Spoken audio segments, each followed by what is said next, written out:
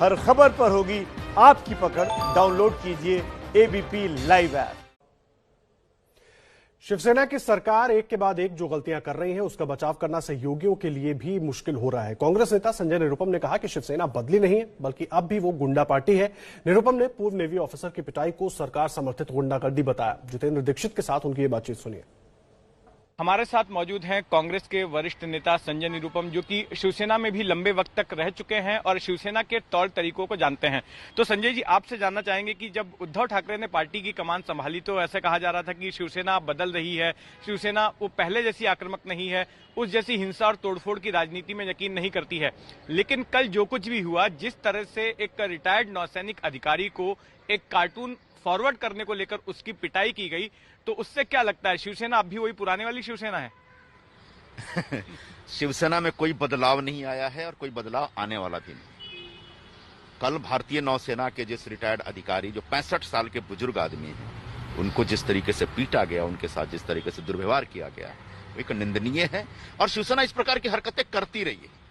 और अब जब इस सत्ता में है और शिवसेना के बड़े बड़े नेता जब गाली गलौज की भाषा का इस्तेमाल करते हैं और छुट्टे घूमते रहते हैं, कोई उनको रोकने वाला भी नहीं होता है, तब छोटे मोटे कार्यकर्ता तो इस प्रकार की और हरकतें करेंगे। इसलिए शिवसेना से और मुख्यमंत्री से मेरी गुजारिश होगी कि इस प्रकार की हरकतों से बाज आइए।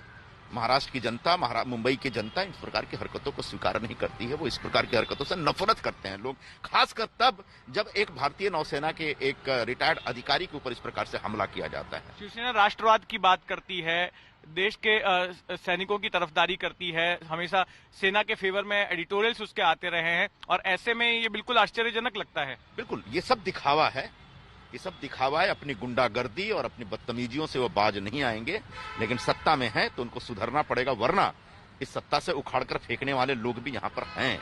और यहाँ पर बेधड़क होकर सत्ता का दुरुपयोग भी दिख रहा है, क्योंकि जिन लोगों ने हमला किया उसके बाद उन लोगों को पकड़ा गया और जो उन पर धाराएं लगाई गई वो बेलेबल धाराएं थी, वो लोग चंद घंटों बाद ही पुलिस थाने से छूट गए। बिल्कुल, तो ये कहीं ना कहीं राज्य सरकार समर्थित गुंडागर्दी है। शिवसेना के कार्यकर्ताओं को राज्य सरकार की तरफ से, पुलिस की तरफ से इस प्रकार का अभय दान दिया जा रहा है, जो कि और भी खतरनाक है।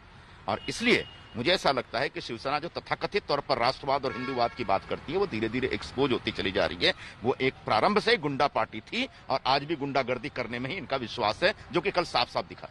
जहां लाला साहब जी स्वयं एक बहुत अच्छे कार्टूनिस्ट थे और कार्टूनों के जरिए वो बड़ी बड़ी बातें कहा करते थे और सामाजिक और राजनीतिक समस्याओं के ऊपर टिप्पणी किया करते थे। और ऐसे में एक कार्टून को लेकर के शिवसेना के कार्यकर्ता इतने अगर आंदोलित हो गए कि एक बुजुर्ग को जाकर के उसको मारते हैं, तो निश्चित तौर पर यह शर्मनाक है शिवसेना के लिए। शिवसेना को अपनी आदतें सुधारनी पड़ेगी। एक आखिरी सवाल, आपने शिवसेना को गुंडा पार्टी कहा, तो फिर आपकी पार्टी यानी कि कांग्रेस पार्टी ऐसी गुंडा पार्टी के साथ सरकार में शामिल क्यों है? आप अपनी पार्टी को क्या सलाह देंगे? देखिए, मेरी क्या भूमिका है शिवसेना के साथ सरकार में शामिल रहने या न रहने पर, वो पूरे देश को मालूम है, कांग्रेस को मालूम है।